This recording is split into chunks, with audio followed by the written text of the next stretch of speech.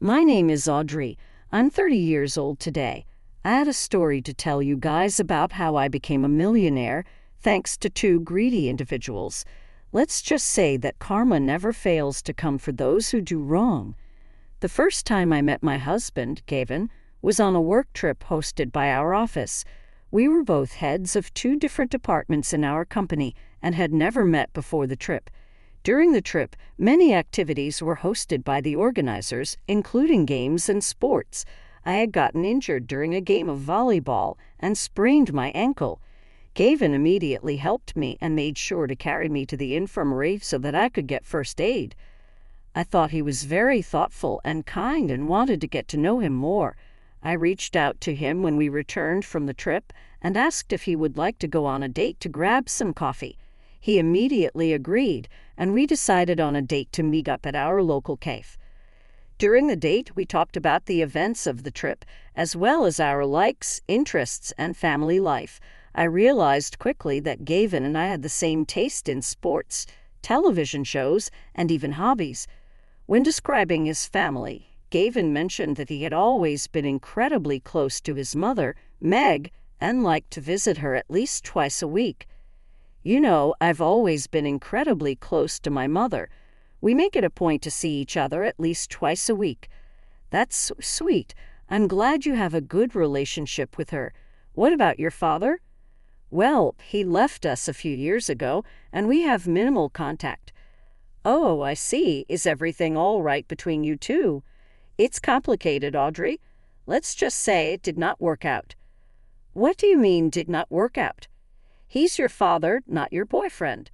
Yeah, it's just he wasn't very helpful, so my mom and I left. Not helpful in what way? Like financially or emotionally? You know what, we have a lot of other things to talk about. Could we please move on? Oh, of course. I'm sorry. I didn't mean to intrude. I just wanted to get to know you a little better. We can talk about something else. Did not think much of it and brushed it off as a sore subject for Gavin to talk about. I was sure that the closer we got, he would open up to me about his past. After that day, we met a few times over the next few weeks, and even during work, I began eating my lunch with him daily.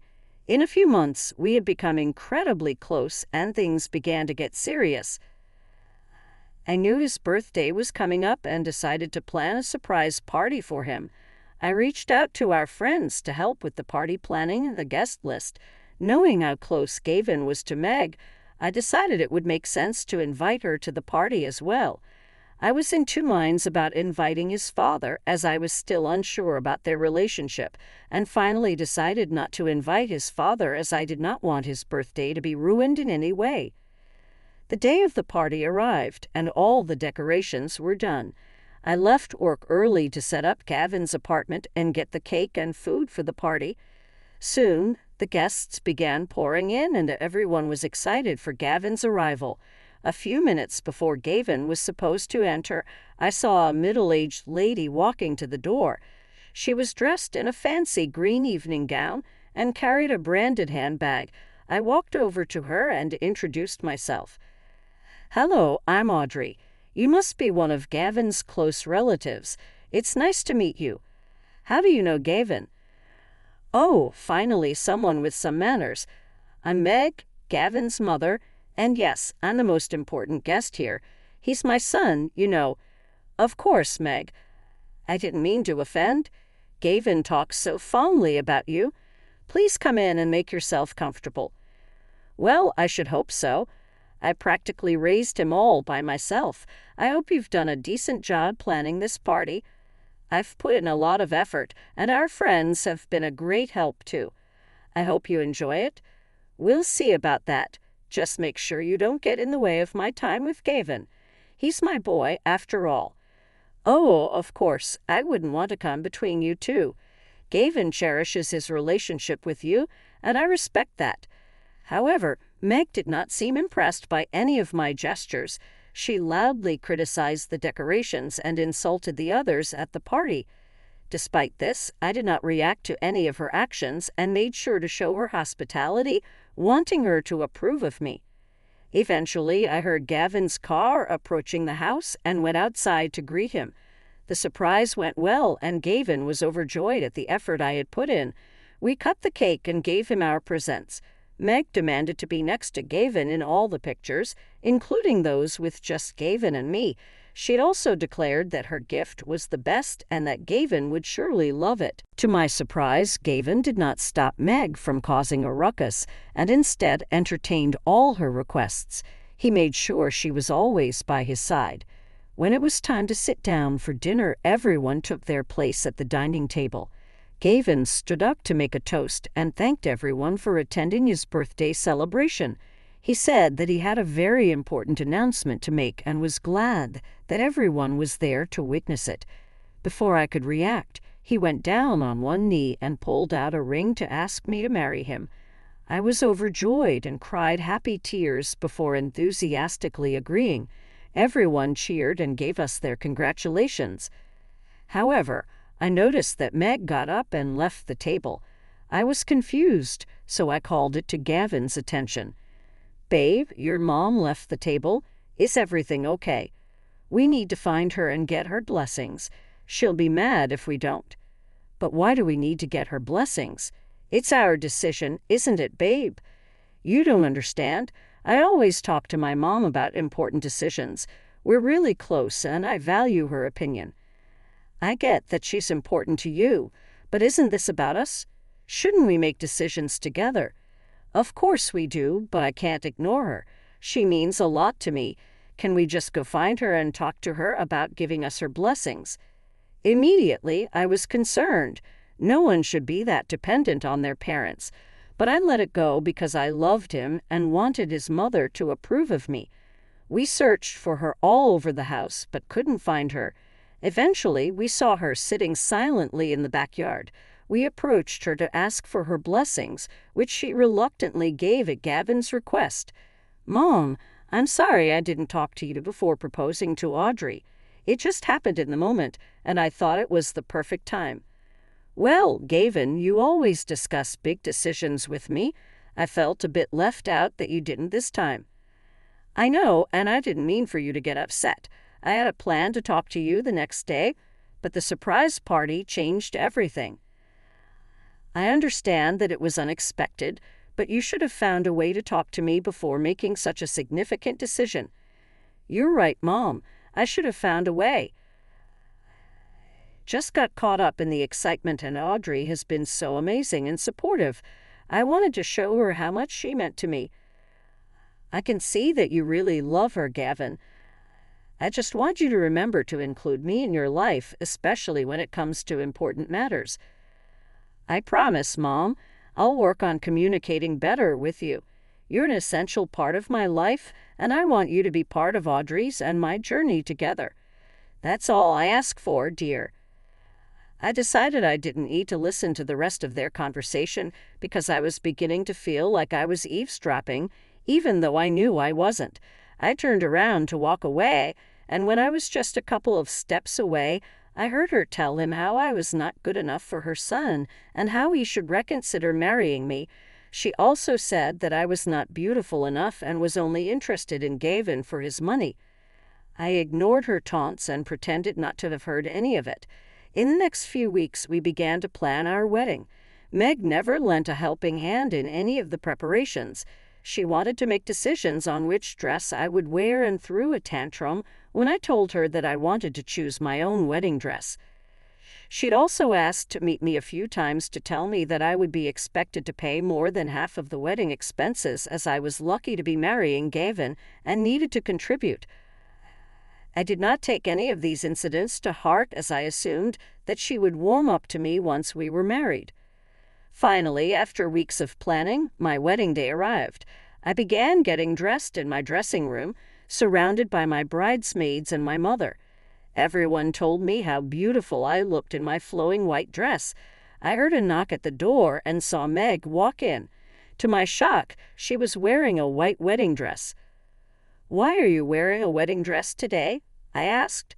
"It's my son's wedding day, and it's more important to me than anything else," she replied.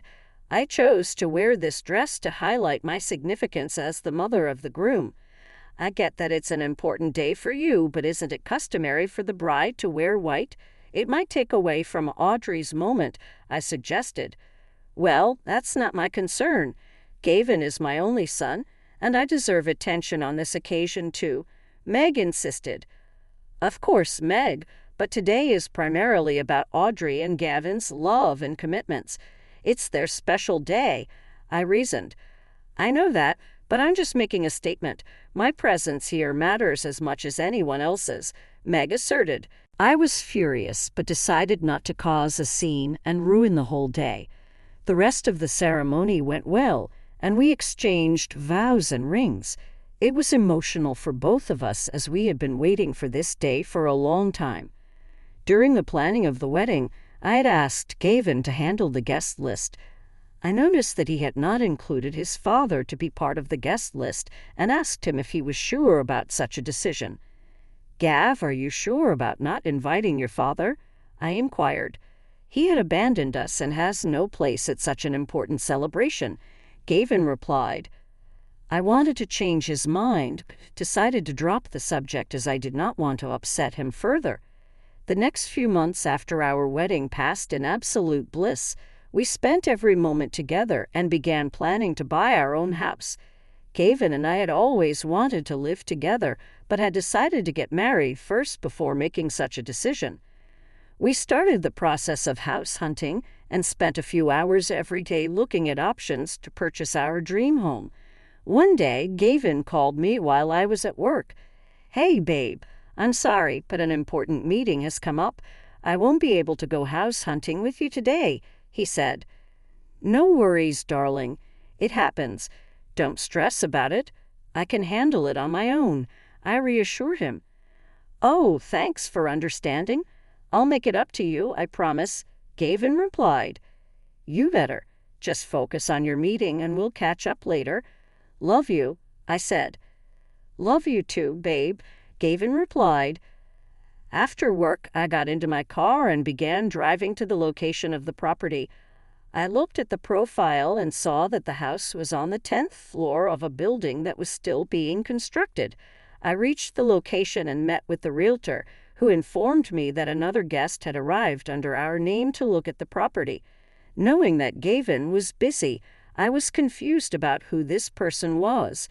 To my shock, my mother-in-law was at the door, waiting impatiently. "Why did you come to look at the property?" I asked her. "I wanted to make sure that the house was good enough for my son and that it would have a place for me to stay when I visit," she replied. Did not want Meg involved, but allowed her to join me to avoid making Gavin angry. We began the tour of the house, and Meg did not stop commenting about how shabby the building was and how the house was not up to her standards. By the end of the tour, I was very frustrated and wanted to leave as fast as possible. The realtor stepped away to take a call and informed us that he would show us the rest when he was back.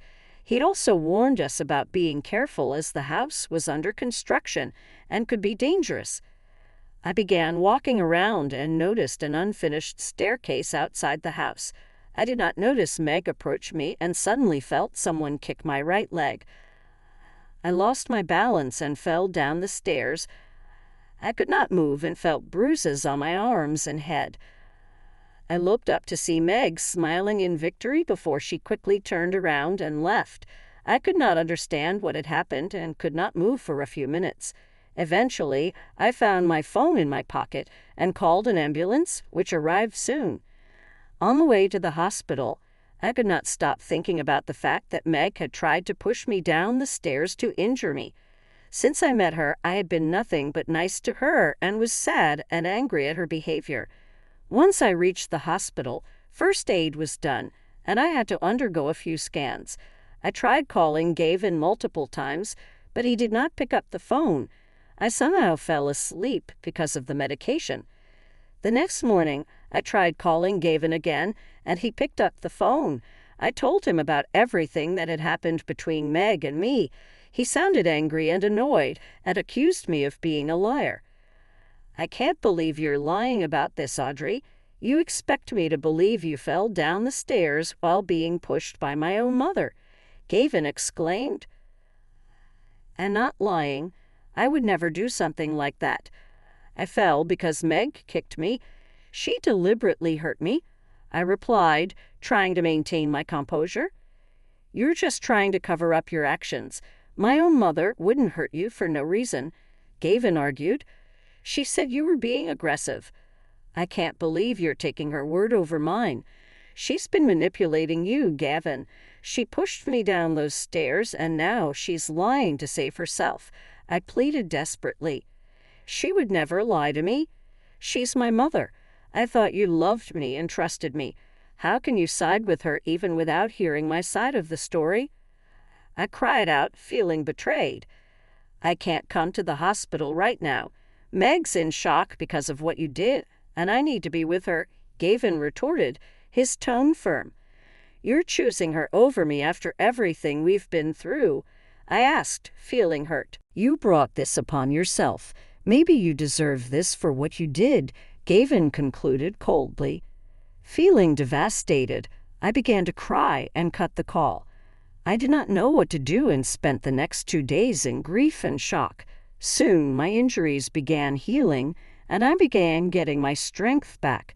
My parents came to visit me and were shocked as well at the situation and Gavin's reaction to it.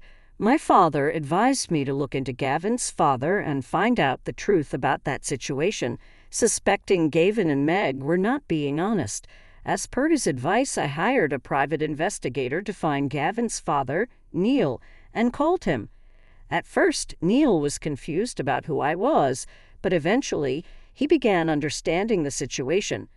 You know, I divorced Megan and left the house because she and Gavin were using me for my money.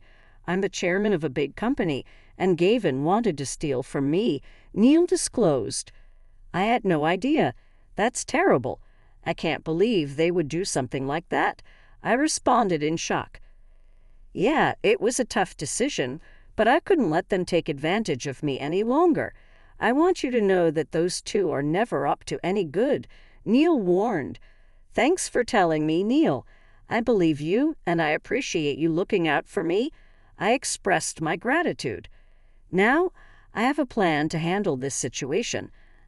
I need you to somehow get Gavin and Meg to visit you at the hospital tomorrow morning, Neil instructed. Why do you want them to come here? I asked, curious about his plan. I need to confront them about their actions and protect you from any further harm. It's time they face the consequences of their greed, Neil explained firmly. All right, I'll do my best to get them here, but please be careful. I don't want anything bad to happen to you, I cautioned. I'll handle it, Audrey. Just focus on your recovery. Tomorrow we set things right, Neil reassured me. I was skeptical and kind of afraid. Truth be told, I didn't want to see either Meg or Gavin. I didn't want to see Gavin because I didn't want to look at the face of the man who does not trust his wife over his mother and is so stubborn that he didn't care enough to, at the very least, check up on her as she lay in the hospital. I didn't want to see Meg because, well, for obvious reasons, I was terrified she would try to hurt me again. But I knew that if I wanted to teach them a lesson, I had to trust Neil. I called Gavin and told him that I had a special gift to give him and Meg to apologize for what I had done. I told them that I would like them to come to take it as it was very expensive, and I wanted to make sure they got it. Hearing the mention of money, Gavin and Meg readily agreed to come visit me at the hospital the following morning. The next morning, Neil arrived at the hospital with flowers. I greeted him and told him how grateful I was for his help. Just as we finished our conversation, the door opened and Gavin and Meg walked in. They both stopped at the door in shock and stared at Neil sitting on one of the chairs. Neil, what is this all about? Why are you here? Gavin questioned. I couldn't stand by and watch you and Meg manipulate Audrey any longer, Neil calmly replied. Manipulate? We never did anything wrong. She's the one causing trouble, Meg interjected. That's not true. Audrey has been through a lot because of both of you. It's time to end this charade, Neil asserted. Dad, you're ruining everything. Audrey and I love each other, Gavin protested. I divorced your mother because of your actions. You were trying to take advantage of me and my company," Neil explained. "I was just trying to secure my future," Gavin argued. "Dad, you never supported me. You know that I wouldn't have given you anything you asked for, yet you still went behind my back and tried to transfer my company in your name. I don't want Audrey to face the same thing. I have something to make sure it doesn't happen," Neil declared, handing Gavin some papers. "What are these?" Gavin asked. "Divorce papers, Gavin, so Audrey can finally be free from the toxic influence of both of you," Neil revealed. "How can you do this to us?" Gavin exclaimed. "It's the right thing to do. Audrey deserves better than this," Neil replied sternly. "And that's not all." Meg snatched the papers from Gavin and screamed. The paper announced that the $40 million inheritance, which was supposed to go to Gavin, would now go to me. Both Meg and Gavin's jaws dropped.